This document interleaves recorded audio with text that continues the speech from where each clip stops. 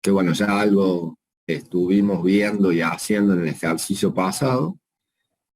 Nos vamos otra vez en este ejercicio que vamos a ver hoy, vamos a tratar nuevamente la máquina de corriente continua derivación, pero vamos a ver otra posibilidad de regulación de velocidad distinta a la que ya vimos la clase pasada, que era modificando la corriente en la rama del inducido, agregando resistencias adicionales. ¿Sí?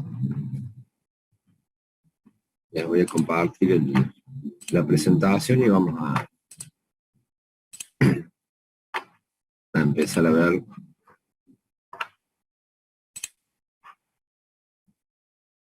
¿Lo ven en grande ahí? ¿En pantalla completa? Sí. Bien. Bueno. Como decíamos, vamos a empezar a ver la regulación de la velocidad en las máquinas de corriente continua. Si se acuerdan, y de acuerdo a la ecuación de velocidad de la máquina que surgía de la ecuación de equilibrio, ¿sí? Nosotros, de acuerdo a esa ecuación de velocidad, vemos que tenemos tres posibilidades o tres variables que nosotros podemos interferir en la máquina y modificar de tal manera de poder regular o variar la velocidad de dicho motor. ¿Sí? ¿Cuáles eran esas posibilidades? Y viendo la ecuación, ¿se animan? La corriente de excitación, la corriente inducido y, bueno, o sea, la resistencia de inducido y La tensión. la tensión en borne. Exactamente. Tal cual como dicen, una posibilidad es la que vimos, la que estuvimos ya viendo, es variar la corriente en la rama del inducido, variando obviamente la resistencia de dicha rama. Otra posibilidad, como bien dicen, es variar la tensión a bornes de la máquina. ¿Sí? Y la otra opción es variando la corriente de excitación, que como lo hacemos, variando o modificando la resistencia de la rama de la excitación, digamos, agregándole resistencias a dicha rama. ¿Sí? Evidentemente, el variar la corriente de excitación lo que va a provocar es variar el flujo de la máquina y por consecuencia, como vemos en la ecuación de velocidad, vamos a estar variando la velocidad de la máquina. ¿Sí? Entonces, hoy nos vamos a entrar en un ejercicio de ese tipo, ¿sí? En el cual vamos a estar variando la corriente de excitación y vamos a ver qué va pasando en la máquina, ¿sí? Qué va sucediendo en la máquina de corriente continua derivación. ¿Sí? Tenemos ahí a la derecha un esquema de conexión del motor, en donde vemos que una de las posibilidades, como habíamos dicho, es variar la resistencia en la rama del inducido. Eso no lo vamos a hacer hoy, esa resistencia adicional va a ser cero, solamente vamos a tener la resistencia propia de la máquina. Otra opción es variar la tensión a bornes, que con Carlos ya algo estuvieron viendo. Una de las opciones era a través de un sistema Weil-Leonard, ¿sí? Para este tipo de máquinas. Y lo que vamos a ver hoy es variando la corriente de excitación, modificando la resistencia en dicha rama, agregándole resistencias adicionales. ¿Sí? Entonces, bueno, acá me quedó el número del año pasado del ejercicio, después ustedes le ponen el número que es para la carpeta, pero sea un motor de corriente continua shunt o derivación con las siguientes características: 1,5 kW de potencia nominal, 220 volts la tensión a bornes, 9 amperes la corriente nominal, 750 revoluciones por minuto su velocidad nominal, y acá un valor importante, su límite de regulación, ¿sí? 4.1. ¿Qué significa esto? Que nuestro motor está diseñado y es capaz de soportar velocidades superiores a la velocidad nominal, ¿sí? 4 veces mayores a su velocidad nominal. Es decir, esta máquina la podemos hacer trabajar desde los 750 revoluciones por minuto a las 3000 revoluciones por minuto, que es los 4 por 750, sin que la máquina sufra consecuencias mecánicas, ¿sí? Después tenemos la resistencia del inducido, 2,85 ohm, y la resistencia del arrollamiento de excitación, 320 ohm. ¿Qué nos va a pedir el ejercicio? Vamos a determinar las características mecánicas de esta máquina, ¿sí? Es decir, las velocidades en función del par y la velocidad en función de la corriente, ¿sí? Para distintos valores de corrientes de excitación. Que esos valores van a ser, en el primer caso, la corriente de excitación 1 va a ser igual a la corriente de excitación nominal, la corriente de excitación 2 va a ser el 75% de la corriente de excitación nominal, la corriente 3 va a ser el 50% de la corriente de excitación nominal, y por último, la corriente 4 va a ser el 25% de la corriente nominal. ¿Sí? Entonces, vamos a ir viendo qué pasa con la velocidad de la máquina, con sus características mecánicas, tanto velocidad en función del par como velocidad en función de la corriente, para estos 4 valores de corriente de excitación, ¿sí? Después, como tarea, les va a quedar encontrar los valores en ohm de las resistencias que deberíamos agregar en dicha rama, ¿sí? Es bastante simple la ecuación, una ley de ohm, pero teniendo en cuenta el dato que nos da la máquina, que la resistencia del arrollamiento de excitación es 320 ohm, ¿sí? Entonces vamos a tener que, para los valores de corriente de excitación que nosotros vayamos poniéndole a la máquina, encontrar qué resistencia total debe tener la rama para ese caso.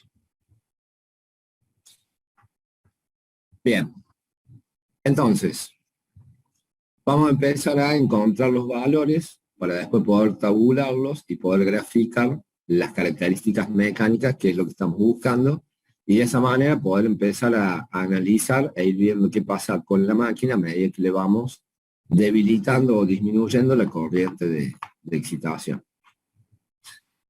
De la ecuación de la velocidad, sabemos que tensión a bornes menos la corriente de la rama del inducido por la resistencia total sobre K por flujo. Si despejamos el K por flujo de esa ecuación, ¿sí? Y llevamos a valores en radianes por segundo a la velocidad nominal de nuestro motor, que eran los 750 revoluciones por minuto, tenemos que nuestro K por phi nominal, ¿sí?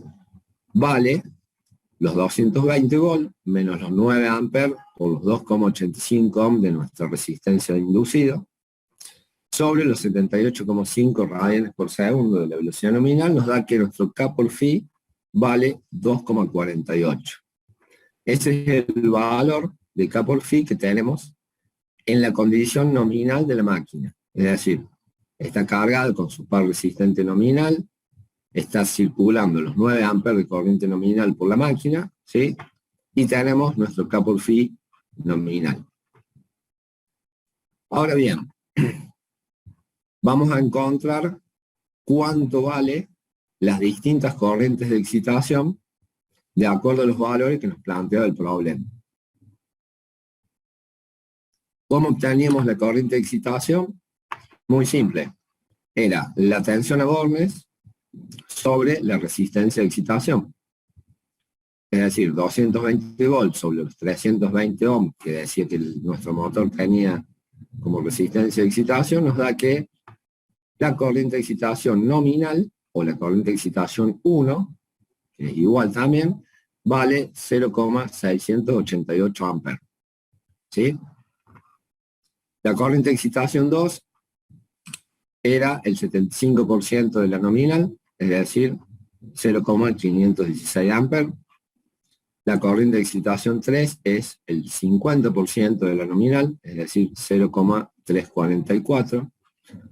Y la corriente de excitación 4 es el 25% de la nominal, es decir, 0,172 amperes. ¿Hasta ahí alguna duda?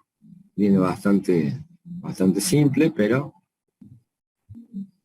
si no, seguimos. Bien. Ahora,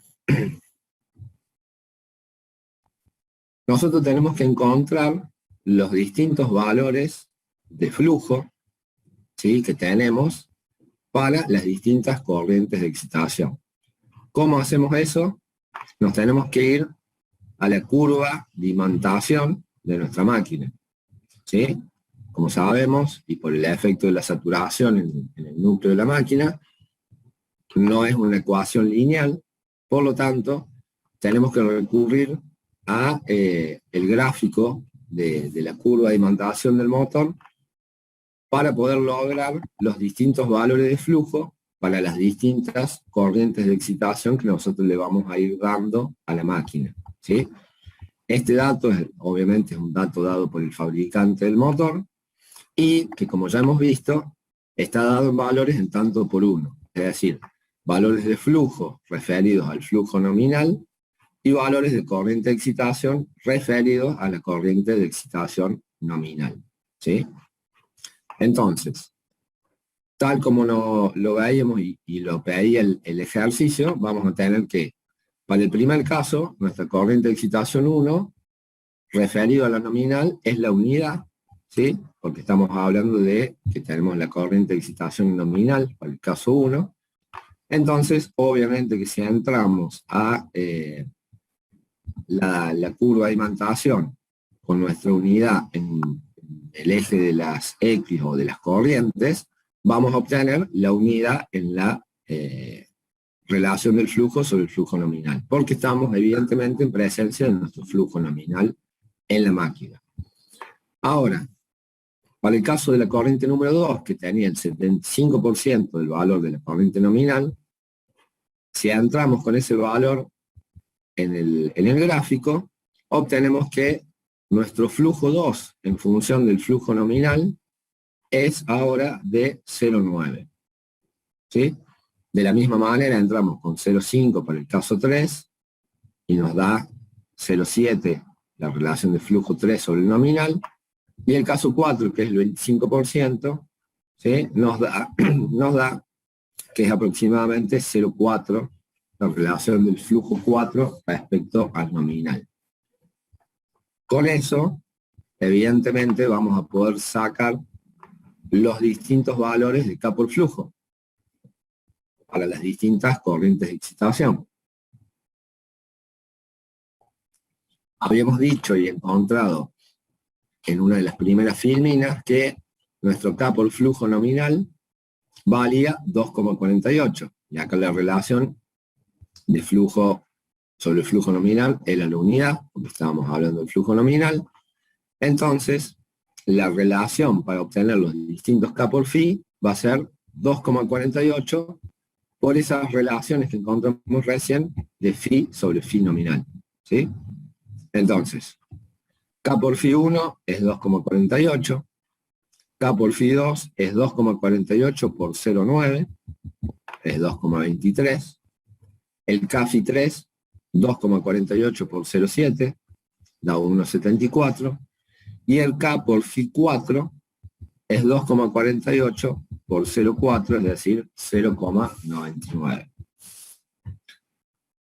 Como ven, y era lógico de esperarse, vemos que a medida que fuimos disminuyendo la corriente de excitación, evidentemente el flujo ha ido disminuyendo también en la máquina, ¿sí?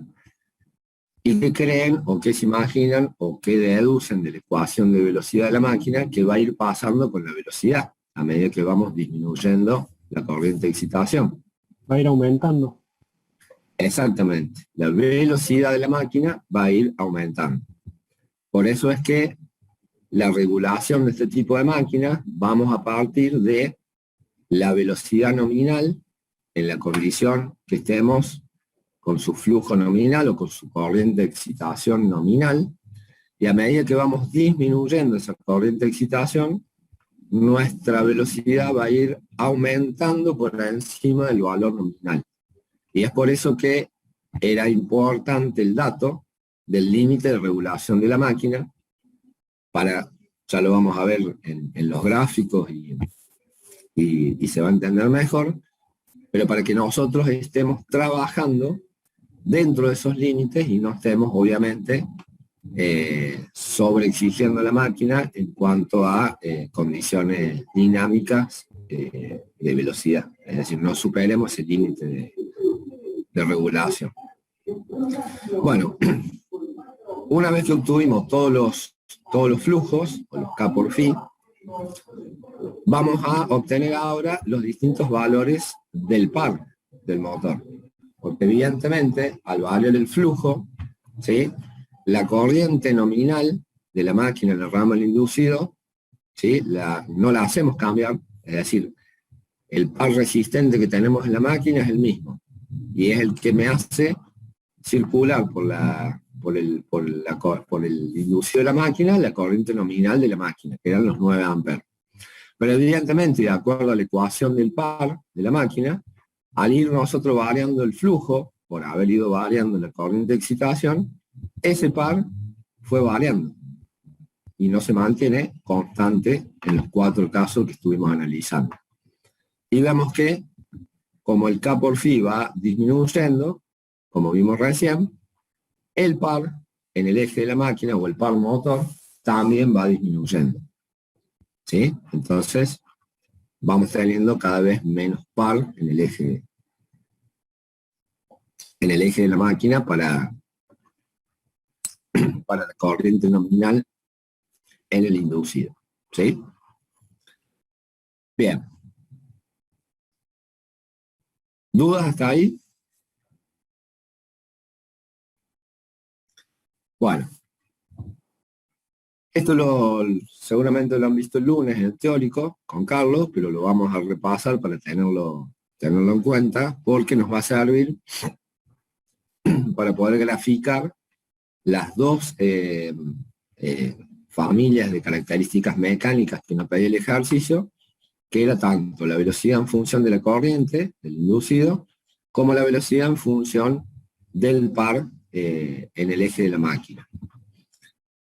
Evidentemente que las características mecánicas son rectas de este tipo de máquina, por lo tanto vamos a necesitar 2 puntos para poder trazar dichas características. Si vamos al gráfico de arriba a la derecha, que es la característica mecánica de la velocidad en función de la corriente, ¿sí?, vamos a tener que uno de esos puntos va a estar dado para cuando nuestra corriente en el inducido sea igual a 0. ¿Sí? En ese caso, ¿qué vamos a tener? Tendríamos los distintos valores de velocidad en vacío ideal de la máquina para cada uno de los casos de corriente de excitación planteado. ¿Sí? ¿Y por qué tenemos distintas velocidades en vacío ideal? Si se acuerdan de la ecuación de velocidad en vacío ideal, esa ecuación, ¿cómo era? ¿O de qué dependía?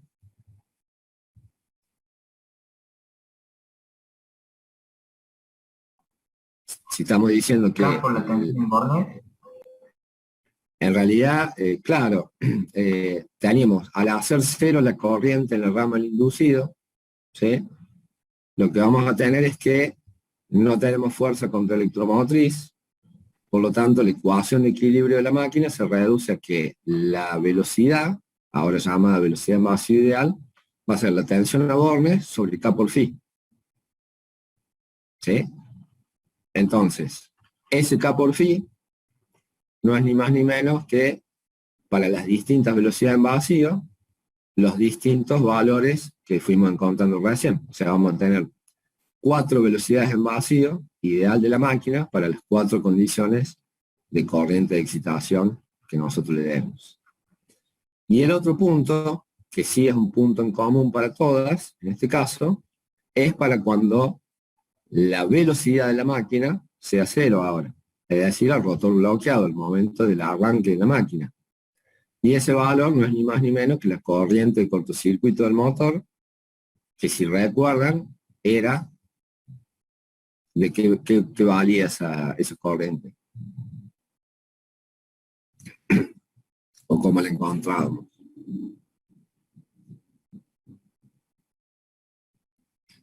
Era la corriente de arranque de la máquina, o también llamada corriente de cortocircuito. Era cuando teníamos el eje del motor bloqueado. Cuando no teníamos fuerza electromotriz. Exactamente. La fuerza contra electromotriz es 0, ¿sí? Y de esa forma lo que tenemos es que la corriente vale la tensión a borne sobre la resistencia de la rama inducida. Que después nosotros, dependiendo esa corriente, y si queríamos nosotros limitar esa corriente, es que le agregamos resistencia a la rama inducido y disminuíamos ese valor de corriente en el arranque, ¿sí? Pero como dijimos al principio del ejercicio, no tocamos la rama del inducido en este caso, es decir, no tenemos ninguna resistencia adicional, por lo tanto, en este caso, la corriente de cortocircuito de la máquina vale los 220 ohms sobre la resistencia de la rama del inducido. ¿Sí? Entonces, de esa forma, podemos graficar las 4 características mecánicas que vamos a tener de la máquina para las 4 corrientes de excitación que le vamos a ir dando al motor. Y también podemos encontrar 4 valores, 4 puntos más en esas rectas, que son los valores de velocidad nominal para la máquina cuando tengamos la corriente nominal circulando por el inducido. ¿Sí? Que ya lo vamos a ir encontrando. Si nos vamos ahora a lo que corresponde a la velocidad en función del par, ¿sí? Acá nuevamente tenemos en el eje de las Y las velocidades en vacío ideal, que son las mismas que calculamos recién, pero ahora en el eje de las X no tenemos un punto en común, sino que vamos a tener distintos valores de pares. Esos pares, ¿se acuerdan cómo se llamaban? Bueno, ahí ya se lo estoy adelantando. Pero estos pares, cuando la velocidad era 0, es decir, cuando tenemos el rotor bloqueado, ese par se denominaba par de cortocircuito, ¿sí? ¿Y qué par era? Era el par disponible que teníamos en el eje al momento del arranque para poder mover nuestra carga o par resistente. ¿Se acuerdan que decíamos que ese par de cortocircuito, para cualquiera de las condiciones que estemos analizando, debía ser superior al par resistente para que efectivamente el motor pudiera poner en movimiento a la carga? ¿Sí? ¿Y por qué tenemos distintos valores de pares ahora si nuestra corriente de cortocircuito es la misma? Exacto, por lo mismo que vimos recién para los pares nominales de la máquina. Lo mismo pasa con el par de cortocircuito. ¿Cuánto vale el par de cortocircuito? K por phi por la corriente de cortocircuito. Evidentemente que si vamos variando el K por phi, vamos a tener tantos pares de cortocircuito como variación de corriente de cortocircuito tengamos, perdón, de corriente de excitación tengamos en la máquina. ¿Sí? Bien. Habiendo refrescado esto, pasemos a encontrar esos valores para después poder tabularlos y graficar las distintas características mecánicas.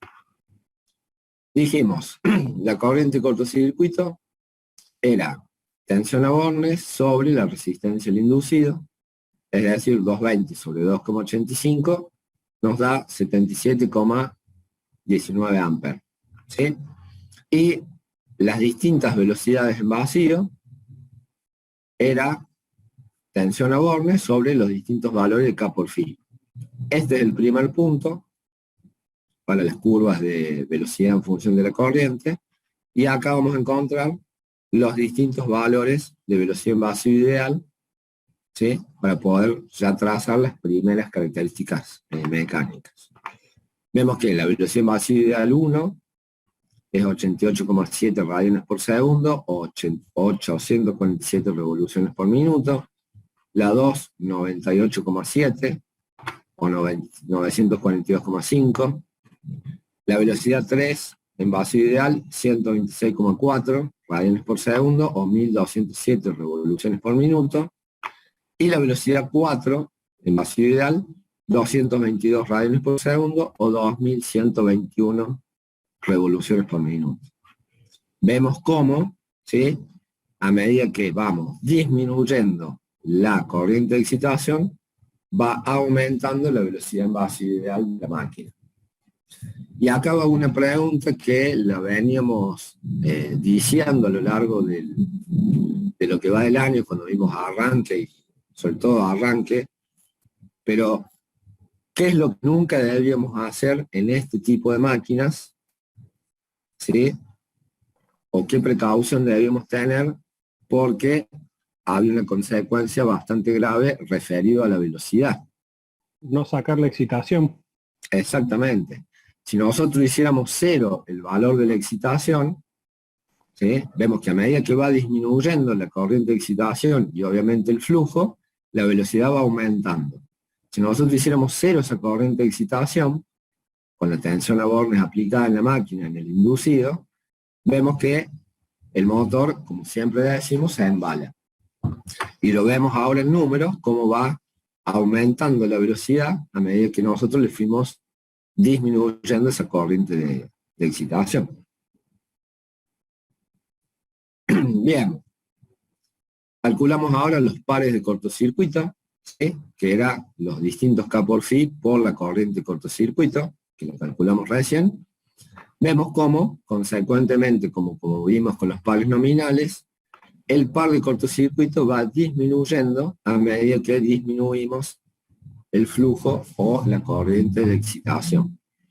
Esto también es importante tener en cuenta, porque si nosotros hacemos arrancar a la máquina con la corriente de excitación debilitada, vamos a estar teniendo un par de cortocircuito menor en el eje. Por lo tanto, tenemos que chequearlo con respecto a nuestro par resistente o a nuestra carga, para que efectivamente el motor pueda arrancar y arrastrar y comenzar a mover la carga. Si no, no lo va a poder hacer. Bien. Calculamos ahora las distintas velocidades nominales de la máquina para las distintas corrientes de excitación, donde la velocidad nominal surgía de la ecuación de equilibrio, tensión a bornes menos la corriente nominal del inducido por la resistencia del inducido sobre K por phi. Entonces, tenemos velocidad nominal 1, son 700, los casi 750 revoluciones por minuto, que era la velocidad nominal de la máquina. La velocidad nominal 2, con el 75% de la corriente de excitación, es ahora 830 y casi 33 revoluciones por minuto. La velocidad 3, 1066, y la velocidad nominal 4, 1874,5 revoluciones por minuto. Entonces, resumiendo todo lo que vimos recién,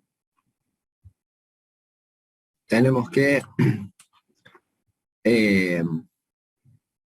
para los distintos valores de corriente de excitación, ¿sí?, en función de la nominal, es decir, 1, 0,75, 0,5 y 0,25, tenemos los distintos valores en amperes de esa corriente de excitación, la relación de los flujos en relación al flujo nominal, que lo encontramos en la curva de saturación o de imantación de la máquina, 1, 0,9, 0,7, 0,4, traducidos a valores de K por phi, 2,48, 2,23, 1,74, 0,99.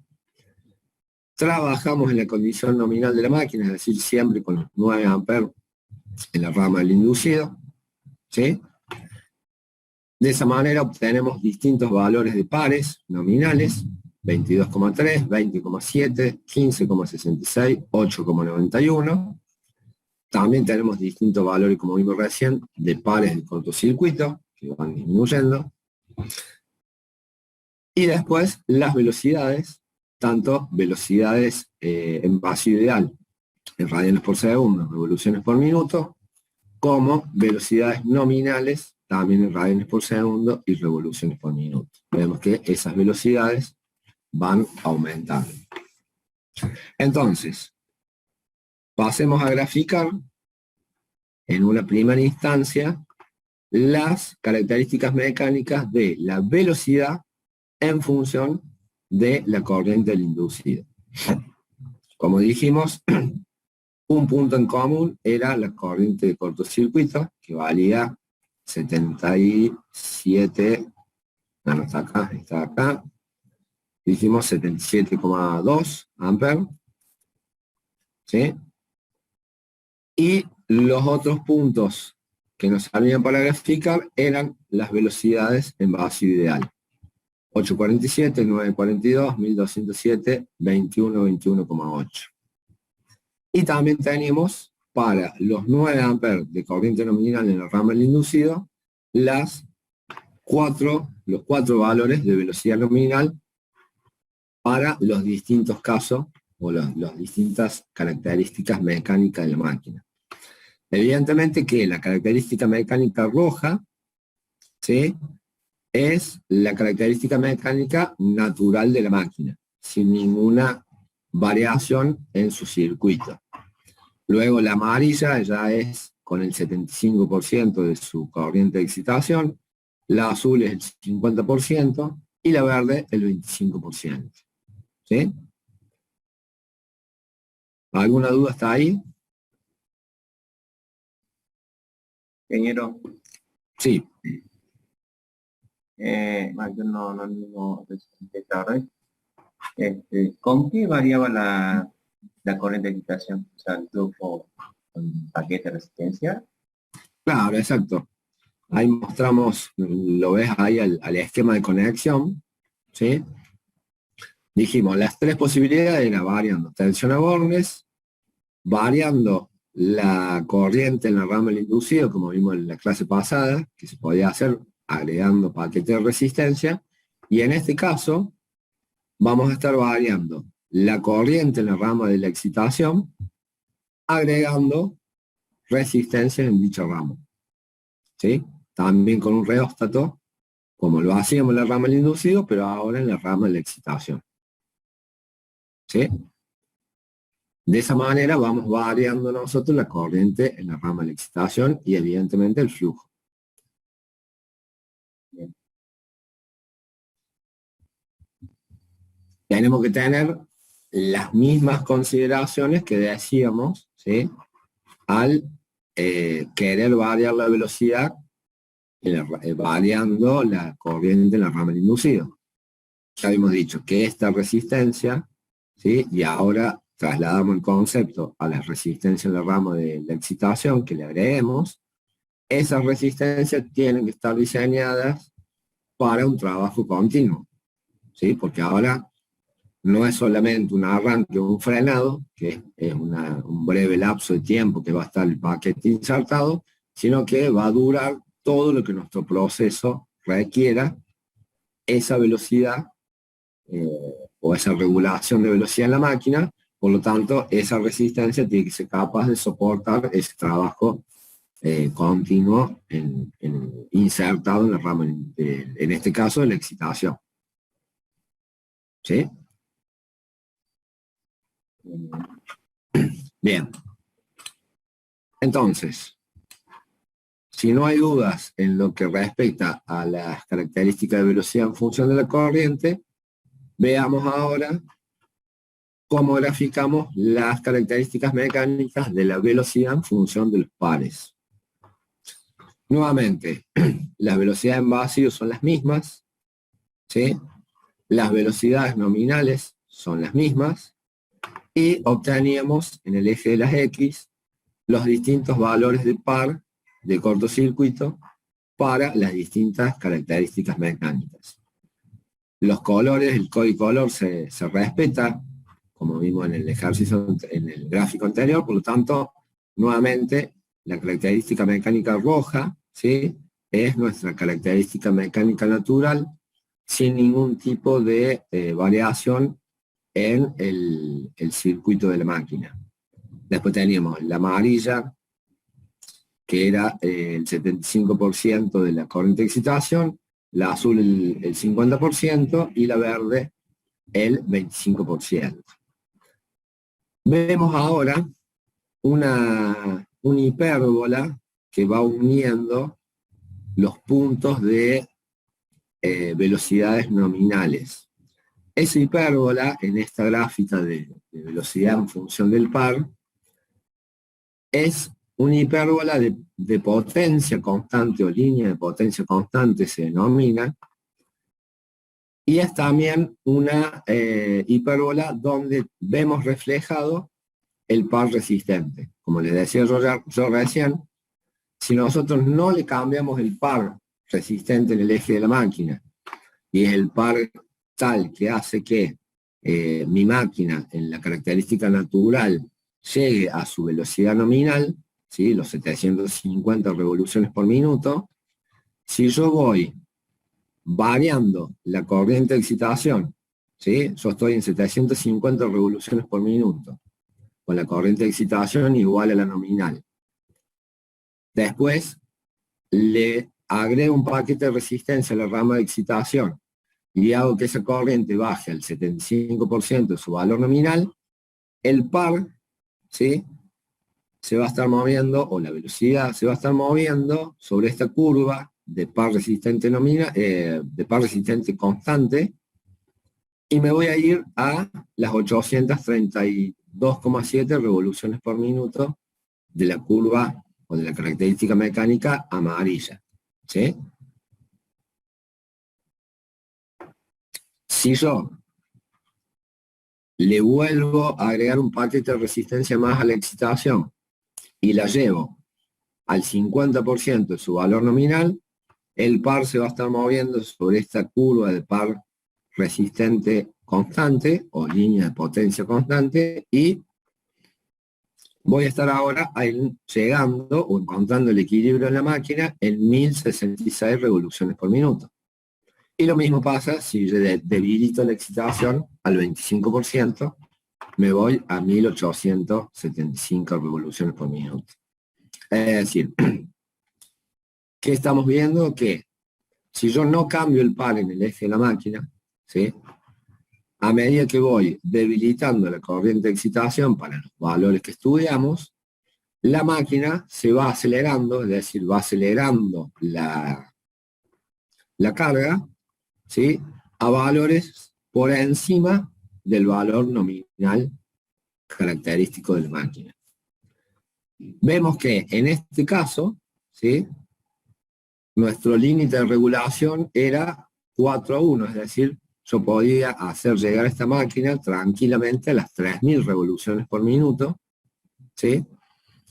Por lo tanto, estaría bien elegida la máquina, porque ¿qué debemos verificar? Debemos verificar para la peor condición, es decir, para la velocidad máxima a la cual nosotros queramos hacer trabajar a nuestro equipo. Y en este caso, la máquina estaría moviendo nuestra carga a una velocidad máxima de 1875 revoluciones por minuto, que está bastante por debajo de las 3000 que soportaba de acuerdo al límite de regulación de la máquina. Otra característica que podemos deducir de todas estas curvas es que, ¿qué pasa si yo trabajo a la izquierda en cualquiera de las características mecánicas? Si yo me ubico a la izquierda de la línea de potencia constante de par resistente nominal. A la izquierda, trabajo subcargado.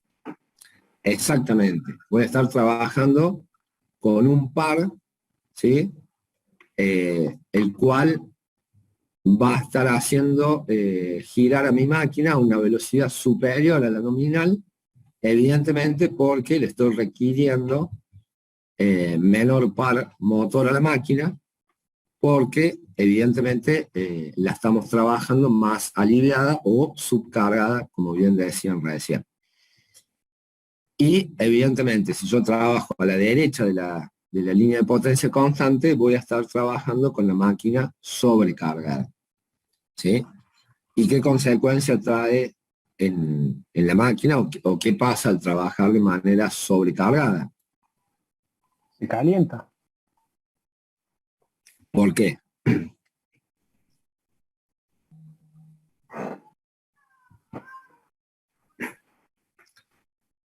¿Está bien?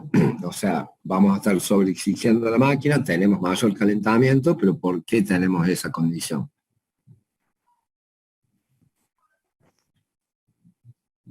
Nos vamos a la característica de velocidad en función de la corriente. Acá se va a ver más Está claro. circulando más corriente por la rama del inducido. Exactamente. Acá pasa lo mismo, ¿sí? En los 9 amperes de corriente nominal, nosotros estamos en la condición evidentemente nominal de la máquina. Si trabajamos a la izquierda de esa línea de los 9 amperes, la máquina trabajaría subcargada. Por lo tanto, vemos que la máquina trabaja a una mayor velocidad que la nominal, pero con una corriente menor en la rama del inducido.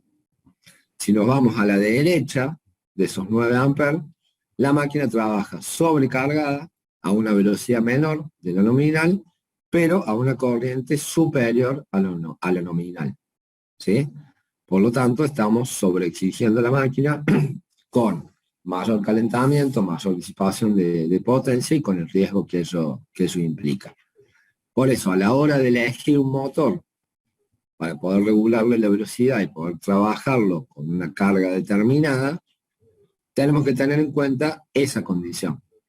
Que podamos, o sea, en todo caso, trabajar a condición de velocidad o a régimen nominal o levemente subcargada la máquina para que nunca nos excedamos de la corriente nominal en el inducido y obviamente trabajando con ese par resistente a la izquierda de la línea de potencia constante y también de tal manera que en la regulación de velocidad que nosotros le vamos a querer hacer a la máquina, la mayor velocidad a la cual vayamos a hacer girar a nuestra máquina moviendo nuestra carga, no supere la velocidad máxima de nuestro límite de velocidad o de regulación dado por el fabricante para no comprometer las condiciones o las condiciones dinámicas de la máquina para la cual está diseñada.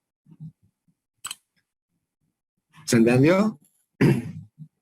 Es bastante gráfico el ejercicio porque vemos cómo le vamos variando la corriente de excitación y vamos logrando distintas velocidades en la máquina con el mismo par resistente acoplado al eje.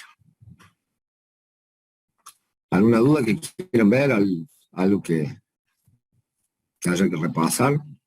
¿Consultas?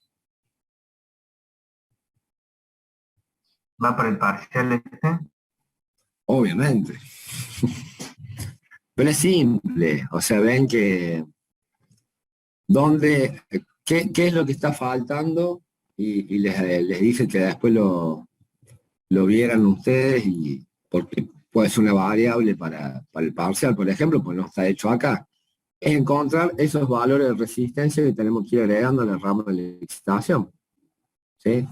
Pero si ya obtuvimos, me voy a volver, si ya obtuvimos los distintos valores de la corriente de excitación, ¿sí? Tenemos que, como dato, la resistencia de la excitación vale 320 ohms y la tensión a bornes no varía. Es bastante simple encontrar qué valor de resistencia le tengo que sumar a esos 320 ohms para ir obteniendo estos valores de corriente. Y de esa manera vamos obteniendo los distintos escalones, los distintos valores de resistencia a agregar en la rama de la excitación para ir logrando estos valores de corriente y esos valores de flujo. ¿Sí? Pero es muy simple en cuanto a números, pero sí, es un candidato de ejercicio.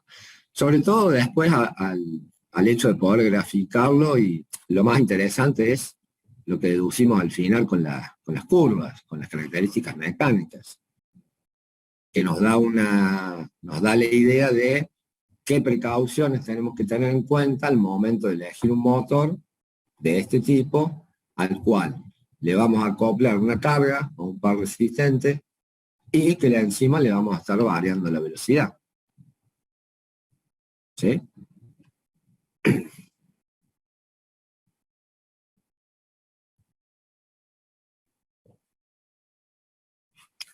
¿Alguna otra duda o consulta? Deja de compartir, así le veo las caras. Bueno, no hay muchas caras tampoco, pero... Ingeniero, Sí, una pregunta más dentro de la práctica. sí. ¿Hay alguna o cuál sería la forma más conveniente para no dejar que el motor trabaje por sobre la velocidad máxima o no sé, para que no trabaje a mayor corriente de la nominal? O sea, es que poder usar algún instrumento para medir la velocidad o algún medidor de corriente o par, no sé, habrá algo. No, eso evidentemente que en las instalaciones y en los distintos procesos industriales, evidentemente que los motores no están sueltos en la instalación, sino que cumplen un determinado proceso, mover una cinta, un elevador o lo que estemos trabajando. Dependiendo la envergadura de la instalación, se va a justificar más o menos la instalación de, como vos decís, un medidor de la velocidad, vamos a medir las distintas corrientes de la máquina, pero todo vos lo vas a calcular de acuerdo a lo que vos necesitas. Es decir, de acuerdo a tus pares resistentes que vos le acoples al eje de la máquina, de tal manera de siempre estar con un margen por debajo, digamos, vas a estar siempre trabajando subcargado, como dijimos recién, tampoco trabajando casi en vacío porque no te va a convenir, vas a estar sobredimensionando mucho el motor, pero vos vas a estar trabajando siempre por debajo del valor nominal de la máquina para que vos tengas un margen. Y evidentemente después con la lógica tuya de tu sistema de control, que vos le hagas el proceso hasta puedas desactivar la máquina y pararla a tiempo antes de quemarla, evidentemente. Pero, o sea, lo ideal todo surge del primer paso, que es el cálculo. Es eso que vos necesites. Como decimos recién, en este caso particular que estábamos viendo, los pusimos al par nominal o a la velocidad nominal, pero levemente por arriba.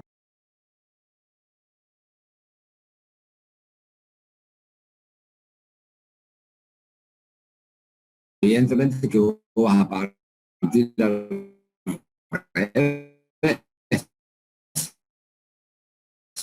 vos vas a partir de qué velocidad máxima vas a querer mover y vos después de ahí te vas a ir a tu máquina elegida y vas a chequear el límite de regulación que esa máquina tenga y te vas a ubicar en un valor superior, es decir, el límite de regulación tiene que ser superior a la máxima velocidad a la cual vos vas a querer trabajar.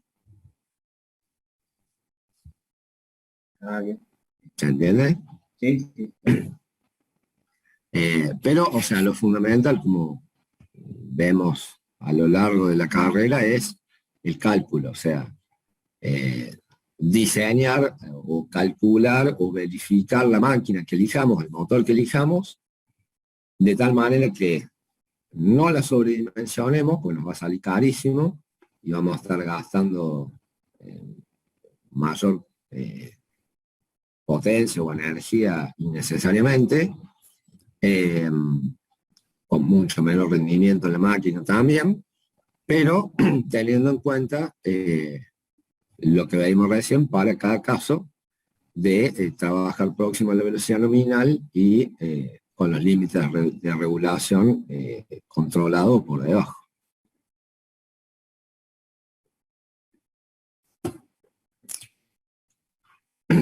¿Alguna otra duda, consulta?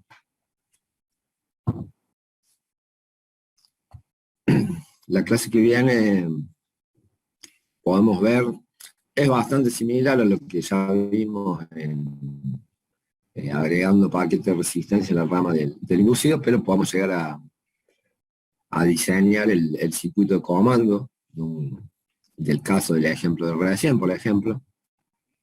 Solo que ahora estaremos agregando resistencia en la rama de la excitación. Pero bueno, es bastante gráfico el ejercicio. Profe, Si no tienen... Sí. Un claro. ejercicio de esos en el CADE-SIMU no veríamos la variación de velocidad, ¿no es cierto? No, se puede simular. No he tenido tiempo como para meterme un poco más. Sé que con Carlos han podido ver variación de... Creo que algo vieron de variador de velocidad en el CADE-SIMU, ¿puede ser? Habíamos mostrado algo. Me parece que hicimos un ejercicio, sí. Sí, me parece que algo me contó. Pero me parece que no se veía. Bueno, claro. No me acuerdo. Creo que no se veía la variación. Me parece que era un arranque suave el que hicimos. Sí. Ahí está. Sí. Un arranque suave. Ahí está. No, estaba confundido yo. Hay un simulador muy básico. Ya lo voy a buscar. El año pasado algo vimos. Pero formateé la máquina y no lo tengo ahora, tengo que buscarlo porque no me acuerdo tampoco cómo se llamaba, pero era muy simple, pero permitía variar tensión a bornes, la corriente de excitación, nos permitía elegir motor de corriente continua serio o derivación, y después graficaba las características mecánicas de acuerdo a cómo nosotros le íbamos variando cualquiera de las variables que mencionamos recién. Yo voy a ver si lo busco para el jueves que viene. Es muy simple, no se crean, no es un MATLAB ni cerca, ni un Simulink, pero es bastante didáctico y se puede ver qué va pasando en la máquina con las distintas variables que le vamos modificando, qué sucede en la máquina. Ahí me lo anoto para buscarlo ya, capaz que Carlos se acuerde, pues lo habíamos estado viendo juntos y es bastante gráfico, digamos. Básicamente hace lo mismo que vimos recién, por ejemplo, si fuera un motor de corriente continua de derivación, solo que no te muestra los cálculos y después te abre una ventana y te deja ver las distintas gráficas. Y vos le vas variando, por ejemplo, en este caso, la corriente de excitación, y vas viendo cómo se va modificando la característica mecánica. Ya lo voy a buscar y lo vemos. Una tarea pendiente es ponerme, lo que pasa es que hace mucho que curse lo que es MATLAB y Simulink. El Simulink te permite hacer lo que quieras, digamos, pero sinceramente no me acuerdo ni cómo se entraba el Simulink, así que y después obviamente hay que modelar la máquina, o sea, es un laburo bastante interesante. Yo voy a ver si para algún año logro modelar algo previo a estudio del Simulink y bueno, ahí se va a poder jugar un poco más y simularlo un poco más, pero bueno, no he tenido tiempo de incursionar en eso.